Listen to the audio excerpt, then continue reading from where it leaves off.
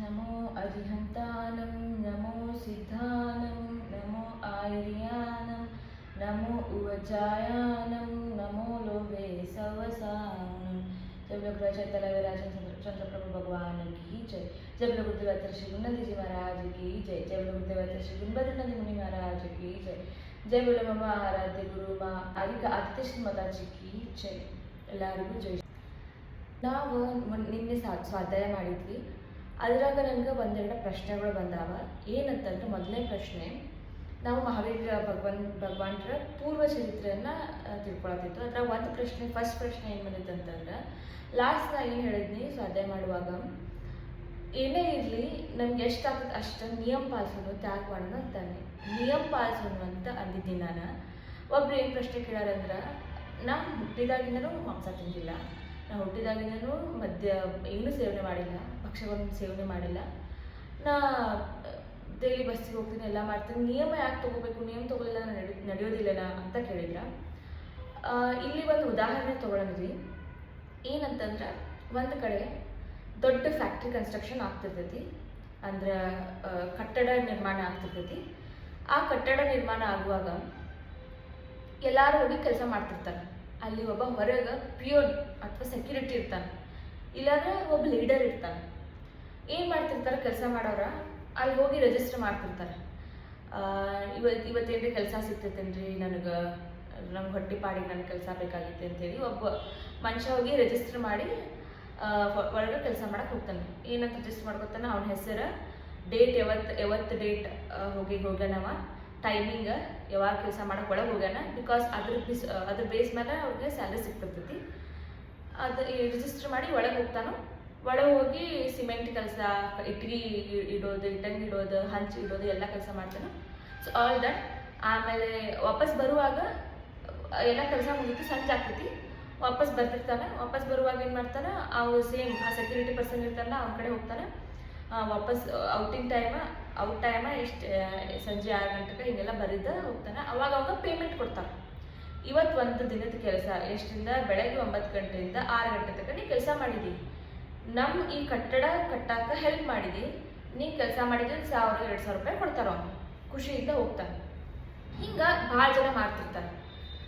ಈಗ ನೋಡ್ರಿ, ಅವನು ರಿಜಿಸ್ಟರ್ ಮಾಡಿದ, ಅವಂಗ ಪೇಮೆಂಟ್ ಸಿಕ್ತು, ಅವ್ನ ರೊಕ್ಕ ಸಿಕ್ತು, ದುಡ್ಡಿದ ಸಂಬಳದ ಅದಕ್ಕೆ ಸಾರ್ಥಕತೆ ಸಿಕ್ತು. ಅವ್ನು ರಿಜಿಸ್ಟರ್ ಮಾಡಿದ ನಂತರ ಸಿಕ್ತು. ಈಗ ನೋಡಿ, ಇನ್ನೊಬ್ಬ ಮನುಷ್ಯ ಓಕೆ ಇಲ್ಲೆಲ್ಲ ಕೆಲಸ, ಅವ ಏನಾದ್ರು ಇಲ್ಲೆಲ್ಲ ಕೆಲಸ ನಡಕತ್ತೈತಿ ಅಂತೇಳಿ ಒಳಗೆ ಹೋಗ್ತಾನೆ. ರಿಜಿಸ್ಟರ್ ಮಾಡೋದ ಒಳಗೆ ಹೋಗಿ ಫುಲ್ ಕೆಲಸ ಮಾಡ್ತಾನೆ. ಬೆಳಗಿಂದ ಸಂಜೆ ತನಕ 9 ಗಂಟೆಯಿಂದ 6 ಗಂಟೆ ತನಕ ಎಲ್ಲ ಕೆಲಸ ಮಾಡಿ ವಾಪಸ್ ಬರ್ತಾನೆ. ವಾಪಸ್ ಬಂದ್ಮೇಲೆ ಸೆಕ್ಯೂರಿಟಿ ಮ್ಯಾನ್ ಕೇಳ್ತಾನೆ, ನಾನು ಕೆಲಸ ಮಾಡಿದ ರೊಕ್ಕ ಕೊಡು ಅಂತೇಳಿ. ಅವನು ಸೆಕ್ಯೂರಿಟಿ ನೋಡಕ್ಕೆ ಶುರು ಮಾಡ್ತಾನೆ ರಿಜಿಸ್ಟರ್ ಫೈಲ್ ಒಳಗೆ. ನಿನ್ನ ಹೆಸರೇ ಇಲ್ಲಲ್ಲ, ನೀ ಕೆಲಸ ಮಾಡಿದ್ದೀನಿ ನಂಗೆ ಹೆಂಗೆ ಗೊತ್ತಾಗಬೇಕು, ಏನು ಪ್ರೂಫ್ ಐತಿ, ನಿಂದು ರಿಜಿಸ್ಟ್ರೇ ಇಲ್ಲ ಇಲ್ಲಿ, ನಾನು ಹೆಂಗೆ, ಅವ್ನು ಎಷ್ಟು ಅಳ್ತಾನೆ, ಎಷ್ಟು ಬಿಡ್ತಾನೆ, ಇಲ್ಲ ಬೆಳಗ್ಗೆಯಿಂದ ಸುಸ್ತಾಗುತ್ತೆ ನನಗೆ, ಅದು ಮಾಡೀನಿ ಇದು ಮಾಡೀನಿ ಎಲ್ಲ ಹೇಳ್ತಾನೋ. ಕರೆ ಒಂದ ಮಾತು ಹೇಳ್ತಾನೆ, ನೀ ಎದಕ್ಕೆ ರಿಜಿಸ್ಟರ್ ಮಾಡೋದು ಮರ್ತಿ, ನೀ ರಿಜಿಸ್ಟರ್ ಮಾಡಬೇಕಾಗಿತ್ತು, ಇದು ನನ್ನ ತಪ್ಪಲ್ಲ, ಇಟ್ಸ್ ಟೋಟಲಿ ಯುವರ್ ಮಿಸ್ಟೇಕ್. ಇಲ್ಲಿ ನೋಡ್ರಿ, ಇದರಿಂದ ಏನು ತಿಳ್ಕೊಬೇಕಂತಂದ್ರೆ, ಒಬ್ಬ ಕೆಲಸ ಮಾಡವ ರಿಜಿಸ್ಟರ್ ಮಾಡಿ ಹೋಗಿ ಕೆಲಸ ಮಾಡ್ತಾನೋ ಅನ್ನೋ ಪೇಮೆಂಟ್ ಸಿಕ್ತು. ಹಂಗೆ ನಾವು ಎಷ್ಟು ಮದ್ಯ ಮಾಂಸ ಏನೋ ಒಂದು ತ್ಯಾಗ ಮಾಡಿರ್ತೀವಿ, ಏನೋ ಒಂದು ನಮ್ಮ ಜೀವನದಾಗ ಕರೆಕ್ಟ್ ಎಲ್ಲ ಮಾಡ್ಕೊತ ಹೊಂಟಿರ್ತೀವಿ. ಬಟ್ ನಾವು ಅದನ್ನು ಜಿನೇಂದ್ರ ಭಗವಾನ್ರ ಮುಂದೆ ಅಥವಾ ಗುರುವಿನ ಮುಂದೆ ನಾವು ಅದನ್ನು ನಿಯಮ ತಗೊಳ್ಳಿಲ್ಲ ಅಂತಂದ್ರೆ ನಮಗೆ ಸಾರ್ಥಕತೆ ಸಿಗೋದಿಲ್ಲ, ನಮಗೆ ಅದ್ರ ಫಲ ಸಿಗೋದಿಲ್ಲ. ಹೆಂಗೆ ಇನ್ನೊಬ್ಬ ಮನುಷ್ಯ ಹೋಗಿ ಕೆಲಸ ಮಾಡಿ ಬರ್ತಾನೋ, ಕೆಲಸ ಮಾಡಿ ಬಂದು ಸುಸ್ತಾಗ್ತೈತಿ, ಬಟ್ ಅವ್ನು ಪೇಮೆಂಟ್ ಸಿಗೋದಿಲ್ಲ. ಹಂಗೆ ನಮಗೂ ನಾವು ಏನಾರೇ ನಮ್ಮ ಜೀವನದಾಗ ನಿಯಮಗಳನ್ನ, ಅಂದ್ರೆ ನಮ್ಮ ಜೀವನದಾಗ ಒಂದು ಏನೋ ಮಾಡ್ತಿರ್ತೀವಿ, ಅದನ್ನ ನಿಯಮ ತಗೊಳಿಲ್ಲ ಅಂತಂದ್ರೆ ಅದ್ರದ್ದು ಫಲ ನಮಗೆ ಸಿಗೋದಿಲ್ಲ. ಈಗ ನೋಡ್ರಿ, ರಾತ್ರಿ ಮಲ್ಕೋತಿರ್ತೀವಿ, ರಾತ್ರಿ ಮಲ್ಕೊಳ್ಳುವಾಗ ದೇವ್ರಿಗೆ ನಮಸ್ಕಾರ ಮಾಡಿ ಇನ್ನೊಮ್ಮೆ ಏನಾದರೂ ಸೇವಿಸೋವರೆಗೂ 4 ಪ್ರಕಾರದ ಆಹಾರ ಧಾನ್ಯ ತ್ಯಾಗ ಮಾಡ್ತೀವಿ ಅಂತ ನಿಯಮ ತಗೊಂಡ್ರೆ ಆ ನಿಯಮದಾಗ ಇರ್ತೀವಿ. ಅಷ್ಟು ನಿಯಮದ ಪುಣ್ಯ ನಮಗೆ ಸಿಗ್ತೈತಿ. ಆಮೇಲೆ ಎಲ್ಲೋ ಒಂದು ಕಡೆ ಬೆಳಗ್ಗೆ ತನಕ ನಮ್ಗೆ ಸಿಗ್ತೈತಿ. ಆಮೇಲೆ ಇನ್ನೊಬ್ರು ಏನೋ ಹಿಂಗೆ ತ್ಯಾಗ ಮಾಡಿರ್ತಾರೆ, ಇನ್ನೊಂದ್ಸಲ ಸೇವನೆ ಮಾಡೋ ತನಕ. ಫಾರ್ ಎಕ್ಸಾಂಪಲ್, ಅವ್ರದ್ದೇನೋ ಒಂದು ಇಚ್ಛೆ ಇರ್ತೈತಿ, ನನಗೆ ಇದಾಗೋ ತನಕ ಇದನ್ನ ತ್ಯಾಗ ಮಾಡ್ತೀನಿ ಅಂತ ಹೇಳಿ ಅದನ್ನ ಒಂದು ಹಣ್ಣು ಅಥವಾ ಒಂದು ಧಾನ್ಯ ತ್ಯಾಗ ಮಾಡಿರ್ತಾರೋ. ತ್ಯಾಗ ಮಾಡೋದ್ರಿಂದ ಒಂದೇ ಸಾಧ್ಯ ಇಲ್ಲ, ತ್ಯಾಗ ಮಾಡೋದ್ರ ಜೊತೆ ನಿಯಮಗಳನ್ನು ತಗೊಂಡು ತ್ಯಾಗ ಮಾಡಬೇಕು. ಯಾರೇ ಇಲ್ಲ, ಜಿನೇಂದ್ರ ಭಗವಾನ್ ಮುಂದೆ ಸಾಕ್ಷಿಯಾಗಿ ಅಥವಾ ಗುರುವಿನ ಸಾಕ್ಷಿಯಾಗಿ ನಿಯಮ ತಗೊಂಡ್ರೆ ಅದರಿಂದ ಫಲ ಸಿಗ್ತೈತಿ. ಇದೊಂದು ಪ್ರಶ್ನೆ. ಐ ಹೋಪ್ ಈ ಡೌಟ್ ಕ್ಲಿಯರ್ ಆಗೈತಿ ಅಂತ ಅನ್ಕೋತೀನಿ. ಇನ್ನು ಡೌಟ್ ಇದ್ರೆ ಕೇಳ್ರಿ. ಆಮೇಲೆ ಇನ್ನೊಂದು ಪ್ರಶ್ನೆ ಏನು ಕೇಳಿದ್ರಿ ಅಂದ್ರೆ, ನಾ ಏನು ಹೇಳಾಕತ್ತಿದ್ನಿ, ಮಹಾವೀರ ಜನ್ಮದ ಒಂದು ಜೀವನ ಪರ್ಯಾಯ ಹೇಳಿದ್ನಿ, ಅದು ಬಿಲ್ಲರ್ ಆಗಿರ್ತಾರೆ. ಅವ್ರು ಇನ್ನೂ 60 ಲಕ್ಷಕ್ಕಿಂತ ಜಾಸ್ತಿ ಜನ್ಮ ಅಂದ್ರೆ ಪೂರ್ವ ಜನ್ಮ ಅದಾವ ಅವರು. ಅದು ದೊಡ್ಡ ಸ್ಟೋರಿ ಐತೆ, ಕಂಟಿನ್ಯೂ ಮಾಡ್ತೀನಿ. ಒಬ್ರು ಏನು ಕೇಳಾರಂದ್ರೆ, ಬರೀ ಕಾಗಿ ಮಾಂಸ ಎದಕ್ಕೆ ತ್ಯಾಗ ಮಾಡ್ಯಾರ ಅಂತ ಕೇಳಿದಾರೆ. ಈಗ ನೋಡ್ರಿ, ಟೋಟಲಿ ಅವ್ರ ವಿಶ್, ಟೋಟಲಿ ಆ ಬಿಲ್ಲಂದ ಅವಾಗಿನ ಮೈಂಡ್ ಸೆಟ್ ಹಂಗಿತ್ತು. ಅವ್ನು ತಗೋಬಹುದಾಗಿತ್ತು ಎಲ್ಲ ಮಾಂಸ ತ್ಯಾಗ ಮಾಡ್ತೀನಿ ಅಂತ. ಬಟ್ ಅವ್ನ ಕೆಪಾಸಿಟಿ ಇತ್ತದಷ್ಟು. ಅವ್ನ ಕೆಪಾಸಿಟಿನ ಅವ್ನ ತಲೆಯಾಗ ಏನು ಅಂತ, ನಾ ಕಾಗಿ ಮಾಂಸ ತ್ಯಾಗ ಮಾಡ್ತೀನಿ ಅಂತ. ಯಾವ ಗುರುನು ಫೋರ್ಸ್ ಮಾಡೋದಿಲ್ಲ. ಫೋರ್ಸ್ ಮಾಡಿ ಏನು ಮಾಡ್ತಿದ್ರೆ ಅದೇನು ಸಕ್ಸಸ್ ಆಗೋದಿಲ್ಲ. ಅವ್ರ ಮನಸ್ಸಿಂದ ಬರಬೇಕು. ಅವ್ರ ಮನಸ್ಸಿಂದ ಬರೋ ತನಕ ಯಾರು ಏನು ಮಾಡಕ್ ಹೋಗೋದಿಲ್ಲ. ಎಷ್ಟೋ ಮಂದಿ ಅನ್ಕೋತಿರ್ತಾರೆ, ನಾ ಹಿಂಗೆ ಮಾಡಿದ್ರೆ ಅವ್ರು ಸುಧಾರಣೆ ಆಗ್ತಾರೆ, ಅವ್ರ ಲೈಫ್ ಒಳಗೆ ಚೇಂಜಸ್ ಬರ್ತೈತಿ, ದಿನ ಅವ್ರಿಗೆ ಬೋಧನೆ ಮಾಡೋದ್ರಿಂದ ಅವ್ರಿಗೆ ಅವ್ರ ಲೈಫ್ ಏನೋ ಸ್ವಲ್ಪ ಚೇಂಜ್ ಆಗ್ತೈತಿ, ಅವ್ರನ್ನ ಚೇಂಜ್ ಮಾಡ್ಬೋದು. That is totally wrong. ನಾವು ಯಾರನ್ನೂ ಚೇಂಜ್ ಮಾಡಕ್ಕೆ ಸಾಧ್ಯ ಇಲ್ಲ. ಅವ್ರ ಮನಸ್ಸೊಳಗೆ ಬರೋ ತನಕ ಅದು ಸಾಧ್ಯನೇ ಇಲ್ಲ. ಅದಕ್ಕೆ ನಮ್ಗೆ ಏನು ಅನಿಸುತ್ತೆ ಅದನ್ನ ಮಾಡ್ಬೇಕು, ಅವ್ರಿಗೆ ಏನು ಅನಿಸುತ್ತೆ ಅದನ್ನ ಮಾಡ್ಬೇಕು. ಅವ್ರು ಯಾರಿಗೆ ಅವ್ರ ಮನಸ್ಸೊಳಗೆ ಬರ್ತೈತಲ್ಲ, ನಾವು ಚೇಂಜ್ ಆಗ್ಬೇಕಂತೇಳಿ ಅವಾಗ ಅವ್ರು ಚೇಂಜ್ ಆಗ್ತಾರೆ. ಈಗ ನೋಡ್ರಿ, ನಮಗೂ ನಾವು ಶ್ರಾವಕರದೇವಿ. ಶ್ರಾವಕರ ನಿಯಮ ನಿತ್ಯಗಳನ್ನ ದಿನ ನಮ್ಗೆ ಪಾಲ್ಸೋಕ್ಕಾಗೋದಿಲ್ಲ. ದಿನ ಎದ್ದ ಮಳಿಲೇ ಹೋಗಿ ಬಸ್ಸಿಗೆ ಹೋಗೋದಿಲ್ಲ. ಬಿಕಾಸ್ ನಾವು ಹಿಂಗೆ ಸಿಟಿ ಒಳಗೆ ಇದ್ದರೆ ಬಸ್ ಅಂತೂ ಭಾಳ ದೂರ ಇರ್ತೈತಿ. ಎಲ್ಲರೂ ಶ್ರಾವಕಿಗಳು ಆರಿಕ ದೀಕ್ಷೆ, ಮುನಿ ದೀಕ್ಷೆ ತಗೋಬೋದಾಗಿತ್ತು. ನಾವು ತಗೊಳತ್ತೀವಿ ಇಲ್ಲ. ನಾವು ಕಂದ ಮೂಲ ಜೀವನ ಪರ್ಯಂತ ತ್ಯಾಗ ಮಾಡ್ಬೇಕು. ಶ್ರಾವಕ ಆಗಿರೋ ನಾವು, ಜೈನ ಶ್ರಾವಕರಾಗಿರೋ ನಾವು ತ್ಯಾಗ ಮಾಡತ್ತೀವಿ ಇಲ್ಲ. ನಮ್ಮ ಕೆಪಾಸಿಟಿ, ನಮ್ಮ ಶಕ್ತಿ ಎಷ್ಟೈತಿ ಅಷ್ಟು ತ್ಯಾಗ ಮಾಡ್ತೀವಿ. ಚತುರ್ಮಾಸದಾಗ ಕಂದ ಮೂಲ ತ್ಯಾಗ ಮಾಡ್ತೀವಿ. ಎಲ್ಲರೂ ಅಲ್ಲ, ಸ್ವಲ್ಪ ಮಂದಿ ತ್ಯಾಗ ಮಾಡ್ತಾರೆ. ಅದೇನ ನಮ್ಮ ಕೆಪಾಸಿಟಿ. ನನ್ನ ಕೆಪಾಸಿಟಿ ಏನೈತಿ ಅದನ್ನ ನಾ ಮಾಡ್ತಿರ್ತೀನಿ. ನನ್ನ ಕೆಪಾಸಿಟಿ ಎಷ್ಟೈತಿ ಅಷ್ಟು ನಾ ದಾನ ಮಾಡ್ತೀನಿ. It is totally depend on us. ಹಂಗೆ ಅವ್ನ ಬಿಲ್ಲ, ಅವ್ನ ಕೆಪಾಸಿಟಿ ಏನೈತಿ, ಅವ್ನ ಮೈಂಡ್ ಒಳಗೆ ಏನಿತ್ತು ಅದ್ರ ಪ್ರಕಾರ ಹೋಗಿ ಅವ ತ್ಯಾಗ ಮಾಡಿರ್ತಾನೆ. ಹೋಗಿ ಇದು ಡೌಟ್ ಸಾಲ್ವ್ ಆಗೈತಂತೆ ಅನ್ಕೊಂಡಿರ್ತೀನಿ. ಮೊನ್ನೆ ಸ್ವಾಧ್ಯಾಯನ ಕಂಟಿನ್ಯೂ ಮಾಡೋಣ ಇವತ್ತು. ನೆಕ್ಸ್ಟ್ ಏನಾಗ್ತೈತಿ, ಇನ್ನೊಂದು ಅದಾದ್ಮೇಲೆ ಸ್ವರ್ಗದ ಸಮಾಪ್ತಿ ಆದ್ಮೇಲೆ ಸ್ವರ್ಗದ ಜೀವನ ಎಲ್ಲಿ ಹುಡ್ತಾರೆ, ಋಷಭದೇವರ ಮೊಮ್ಮಗರಾಗಿ ಹುಟ್ಟಿರ್ತಾರೆ. ಇಲ್ಲಿ ನೋಡ್ರಿ, ಋಷಭದೇವರ ಮೊಮ್ಮಗರಾಗಿ ಏನ್ ಹೆಸರಿಟ್ಟಿರ್ತಾರೆ, ಮರಿಚಿ ಅಂತ ಇರ್ತೈತೆ ಅವ್ರ ಹೆಸರು.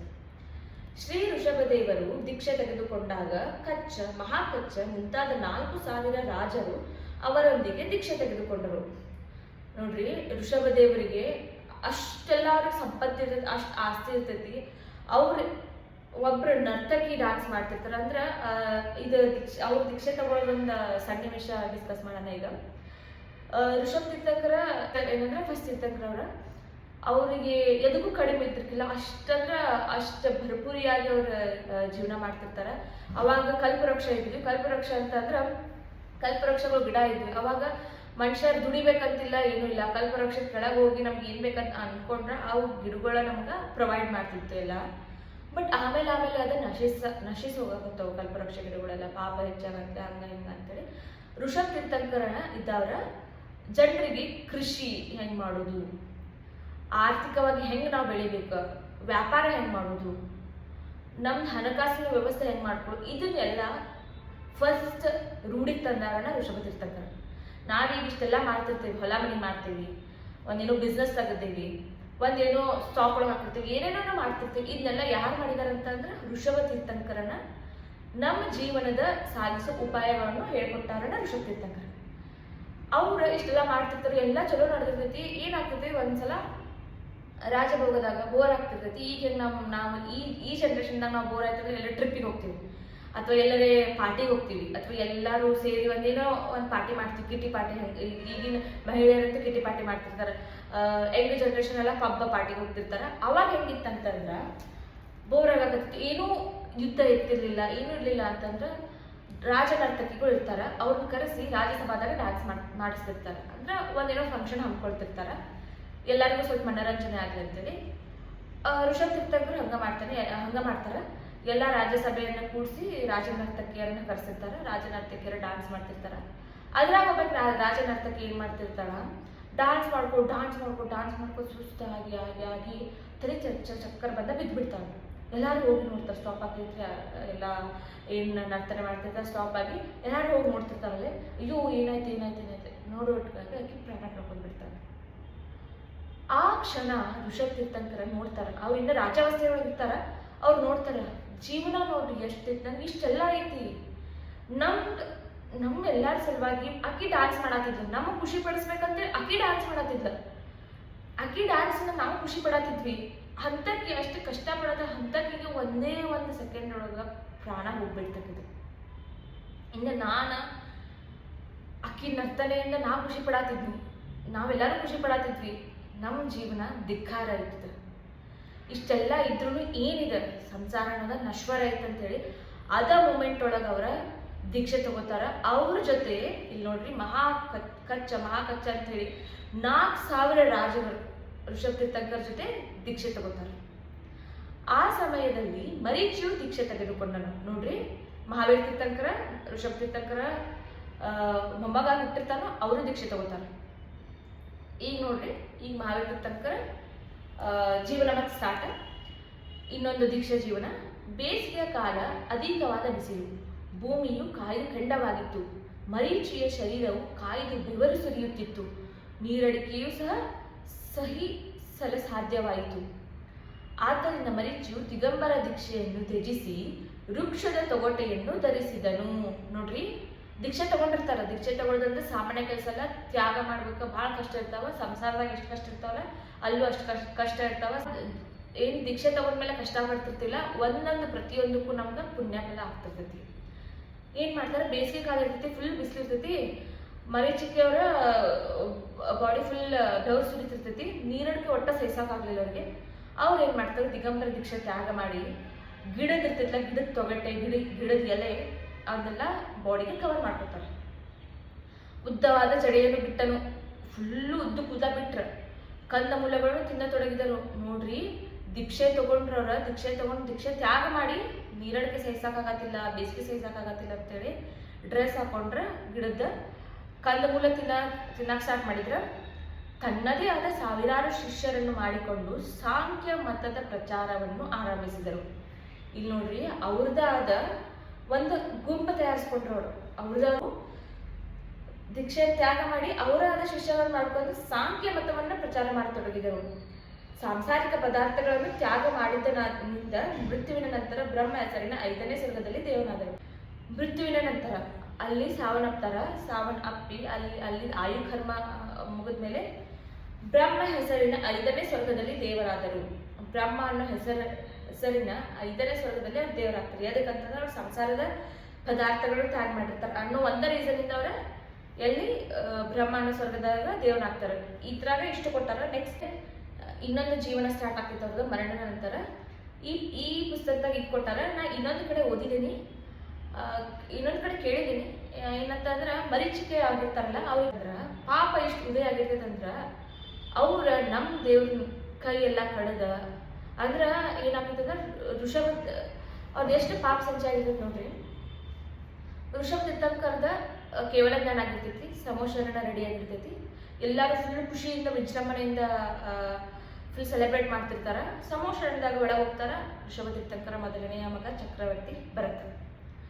ಅವ್ರು ಒಳಗೆ ಹೋಗಿ ಏನು ಕೇಳ್ತಾರ, ಭಗವಾನ್ ದೇವ್, ನಮ್ಮ ಈ ವಂಶದೊಳಗೆ ನೀವು ಫಸ್ಟ್ ತೀರ್ಥಂಕರಾದ್ರಿ, ನಮ್ಮ ವಂಶದೊಳಗೆ ಇನ್ನೊಬ್ರು ಯಾರಾದ್ರೂ ತೀರ್ಥಂಕರ ಆಗಾರದಾರನ ಅಂತ ಕೇಳ್ತಾರೆ.